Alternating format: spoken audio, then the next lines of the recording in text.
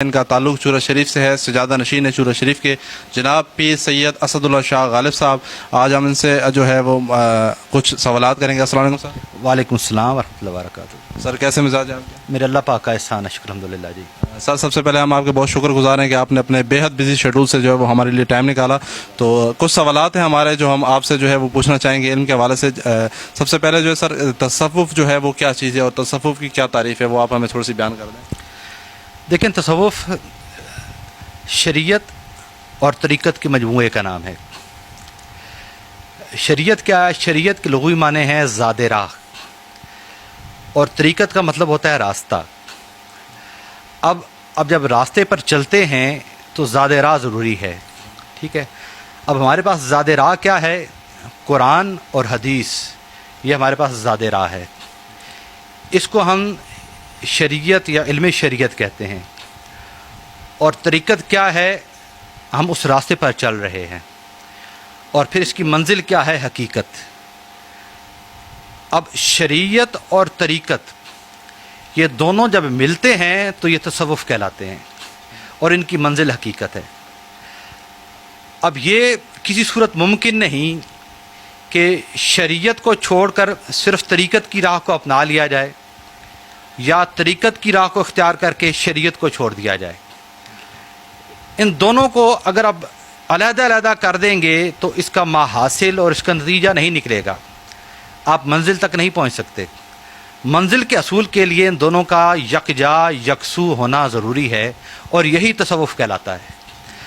हज़रत इमाम मालिक रज़ियल्लाहु ताला अन्हु का इसके बारे में बहुत मुझे वो कॉल बहुत अच्छा लगता है, और एक समझता हूँ कि समंदर को उन्होंने कूज़े में बंद कर दिया। उन्होंने फरमाया कि मन तफ़क्कह वलम यतसव्वफ़ फ़क़द तफ़स्सका, कि जिसने इल्म शरीयत को तो हासिल किया मगर इल्म तरीक़त की तरफ नहीं रग़बत हासिल की, वो अनकरीब फ़िस्क में मुब्तला हो जाएगा।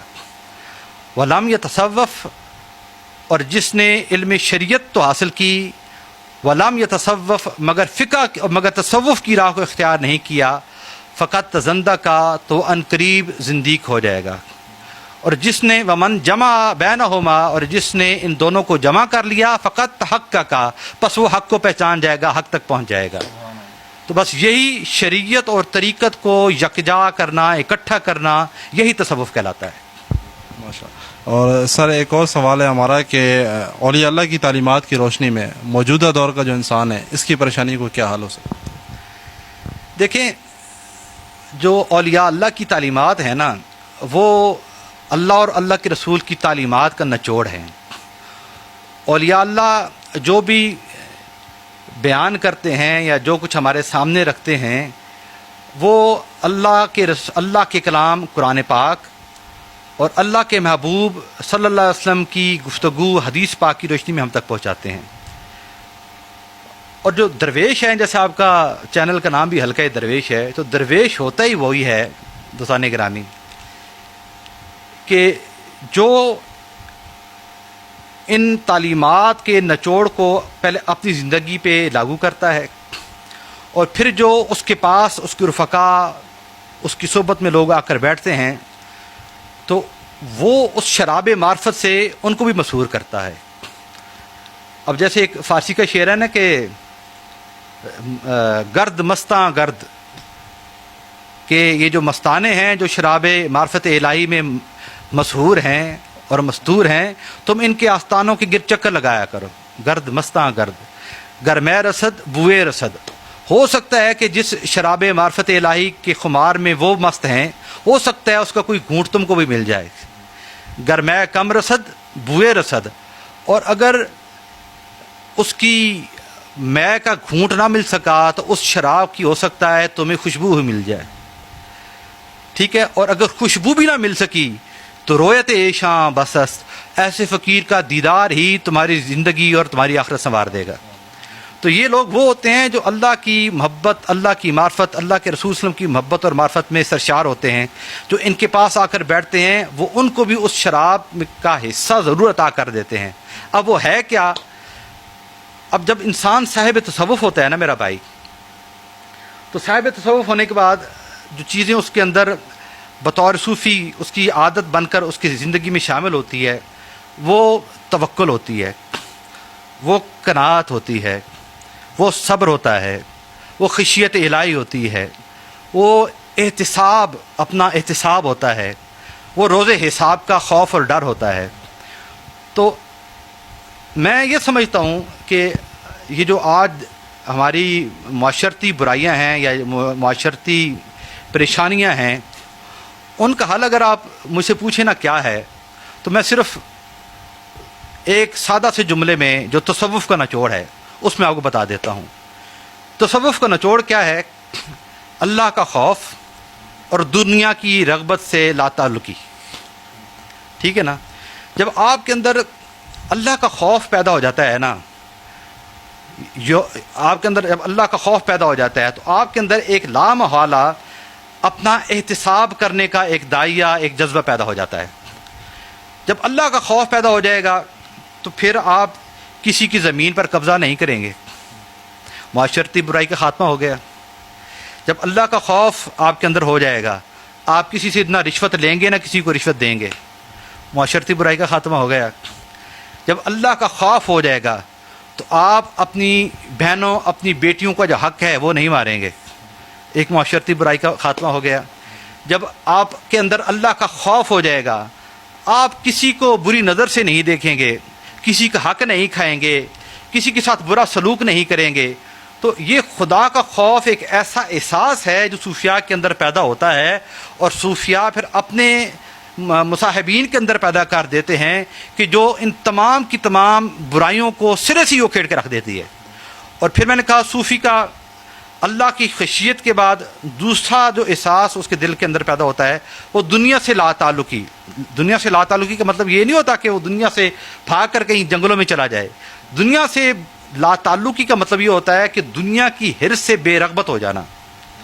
جب آپ کو دنیا کی نمود و نمائش سے کوئی رغبت نہیں رہے گی، دنیا کی آسائش کے اندر آپ کو کوئی دلچسپی نہیں رہے گی، اپنی خواہشات کو آپ ختم کر دیں گے۔ اور قد افلح من زکاہا وقد خاب من دساہا، قرآن تو یہی کہتا ہے کہ وہ نفس وما سواہا، میں نے ہر انسان کے اندر جو نفس ہے وہ تو ایک ہی جیسا پیدا کیا ہے۔ اب وہ انسان پر ہے قد افلح من زکاہا، جس نے تزکیہ نفس کر لیا، رائے سلوک اختیار کیا، وہ کامیاب ہو گیا۔ وقت خوابہ، اور وہ برباد یقیناً ہو گیا من دساہا، جس نے خواہشات نفس کو پروموٹ کیا، جس نے خواہشات نفس کے پیچھے اپنے آپ کو لگا دیا۔ وہ خواہشات نفس کیا ہیں؟ وہ دنیا کی رغبت ہے، دنیا کی حرص ہے، دنیا کی لالچ ہے۔ تو دوستان کرام، میرے پیارے بھائی، یہ تصوف ہی وہ ایک ایسی چیز ہے جب آپ اس کے اندر اپنے آپ کو ڈھال لیں گے تو میں یقین کے ساتھ کہتا ہوں ایک اللہ کی خشیت پیدا ہوگی جو آپ کے اندر احتساب کا جذبہ پیدا کرے گی، اور ایک دنیا کی بے رغبتی پیدا ہوگی جو آپ کے اندر روز حساب کا احساس پیدا کرے گی۔ جب آپ اپنا احتساب کریں گے اور روز حساب کا ڈر لے لیں گے تو معاشرتی برائیاں تو آٹومیٹکلی ختم ہو جائیں گی۔ پھر تو میں کہتا ہوں آپ ایسے انسان بن جائیں گے کہ وہ کہتے ہیں نا وہ فلاں آدمی تو فرشتہ ہے، میں کہتا ہوں فرشتہ بننا کوئی کمال نہیں، آپ تو رشک ملائکہ بنیں، ایسے انسان بنائیں کہ ملائکہ آپ پر رشک کریں۔ اچھا حضرت، آپ نے احتساب کا جو ہے وہ بات کی تو اس کے حوالے سے میرے ذہن میں ایک سوال آیا کہ خود احتسابی کے حوالے سے کہ انسان جو ہے وہ آج کا انسان اپنے لیے تو بہترین جج ہے اور دوسرے کے لیے جو ہے وہ بہترین وکیل کے طور پہ جو ہے وہ سامنے نظر آتا ہے، اس حوالے سے آپ کیا کہنا چاہیں گے؟ بالکل آپ نے صحیح کہا، یہ انسانی فطرت کا ایک تقاضا بھی ہے، اور یہ ایسا ہی ہے جب انسان اپنے آپ کو پوری مخلوق سے برتر سمجھے، افضل سمجھے، اور سمجھے کہ میں ہر لحاظ سے بہتر ہوں اور کامل و اکمل ہوں، اور فہم و تدبر کے حوالے سے، علم و فکر کے حوالے سے، فراست کے حوالے سے میرے برابر اور کوئی نہیں، اور جہاں میری سوچ ہے اس سوچ سے آگے کوئی نہیں جا سکتا، یہ بھی ایک نفسانی بیماری ہے، یہ ایک نفس کی بیماری ہے۔ اور یہ بنیادی طور پر اس بیماری کو تکبر کہا جا سکتا ہے، اس کو ہم تکبر کہتے ہیں۔ دیکھیں، صوفیاء یہ کہتے ہیں کہ انسان کے نفس میں بے حساب نفسانی بیماریاں ہیں، جیسے حرص کی ہے، ہوس کی ہے، دولت کی ہے، اقتدار کی ہے، اپنے بچوں کی ہے، بہت ساری نفسانی بیماریاں ہیں۔ بزرگ کہتے ہیں کہ یہ انسان کے نفس کے اندر چھوٹے چھوٹے بت ہیں، یہ چھوٹے چھوٹے بت ہیں، لیکن یہ سارے چھوٹے بت نفسانی بیماریوں کے مل کر جس بڑے بت کا طواف کرتی ہیں، یعنی جو انسان کے نفس کے اندر سب سے بڑا بت ہے وہ تکبر ہے۔ صوفیاء فرماتے ہیں یہ ساری چھوٹی چھوٹی نفسانی بیماریاں، یہ نفسانی بت ہیں، چھوٹے چھوٹے بت ہیں جو مل کر اس بڑے بت تکبر کا طواف کرتے ہیں۔ یعنی ان سب بیماریوں کا اگر کوئی خدا ہے، کوئی قبلہ ہے، تو وہ تکبر ہے، جس کو ہم میں کہتے ہیں کہ مجھ سے بہتر کوئی نہیں، مجھ سے بہتر سوچتا کوئی نہیں، اور میرے علاوہ جو بھی ہیں وہ کمتر ہیں، میں سب سے افضل ہوں۔ یہ تکبر کی علامت ہے۔ اور میں آپ کو ایک بات بتاؤں، میرے بزرگ، میرے والد گرامی فرماتے ہوتے تھے کہ اللہ پاک ظالم کو چھوٹ دے دیتا ہے، تھوڑی سی اس کے لیے رسی دراز کر دیتا ہے، اور توبہ کی توفیق مل جائے تو اس ظالم کی توبہ اللہ پاک قبول کر کے اس کو معافی بھی دے دیتا ہے۔ اللہ پاک، میرے والد صاحب فرماتے تھے کہ ظالم کا ظلم اللہ پاک معاف کر دیتا ہے، لیکن متکبر آدمی کا تکبر اللہ پاک کبھی معاف نہیں کرتا۔ یہ اتنی بڑی بیماری ہے۔ تو جو صوفیاء ہوتے ہیں نا میرے بھائی، آپ جب حلقے درویش میں آ کر بیٹھیں گے، کسی درویش کی حلقہ میں آ کر بیٹھیں گے، تو صوفیاء اللہ کی خشیت، اللہ کے حبیب صلی اللہ علیہ وسلم کی اتباع کا احساس اور داعیہ پیدا کرنے کے بعد جو سب سے پہلی چوٹ، جو سب سے پہلی ضرب لگاتے ہیں انسان کے نفس کے اوپر، وہ اس میں کے اوپر ہی لگاتے ہیں۔ کیونکہ جب تک میں آپ کے نفس کے اندر قائم ہے، تب تک آپ کسی اور نفسانی بیماری سے چھٹکارا حاصل نہیں کر سکتے۔ تو صوفیاء جو ہیں وہ سب سے پہلے آپ کی جو میں ہے اس پہ ضرب لگاتے ہیں، کیونکہ جب تک اس میں کا علاج نہیں ہوگا، یہ بت نہیں ٹوٹے گا، باقی بت ٹوٹ ہی نہیں سکتے۔ جب تک اس بیماری کے اس پودے کو جڑ سے ہی نہیں اکھاڑے جائے گا، تو اگر باقی چھوٹی چھوٹی جڑی بوٹیوں کو آپ کھیڑ بھی لیتے ہیں، تو یہ اتنا بڑا اور اتنا تناور درخت ہے انسان کے نفس کے اندر، یہ انسان کو کبھی بھی اصول مقصد کیا ہے؟ اللہ تعالیٰ کی معرفت، اللہ تعالیٰ کا قرب، یہ اصول مقصد کی طرف انسان کو نہیں جانے دے گا۔ تو صوفیاء سب سے پہلے انسان کے نفس کے اندر اس میں، اس تکبر کے بت کو ہی پاش کرتے ہیں، پہلی ضرب اسی کو لگاتے ہیں۔ جب یہ میں انسان کے اندر سے نکل جاتی ہے تو پھر باقی چھوٹی چھوٹی جو بیماریاں ہیں وہ خود بخود ساتھ ختم ہو جاتی ہیں۔ میں آپ کو بات بتاؤں کہ آج ہم، جیسے آپ نے کہا نا کہ ہم اپنے آپ کو بہت افضل، بہت بہترین، بہت ہی کامل و اکمل سمجھتے ہیں۔ دنیا کے لوگوں کو، جو دوسرے ہمارے ساتھ لوگ ہوتے ہیں، ہم ان کو اپنے سے کم تر سمجھتے ہیں، اور بیسیکلی یہی وہ جو چیز ہے وہ ہمیں رجوع اللہ کی طرف جانے نہیں دیتی۔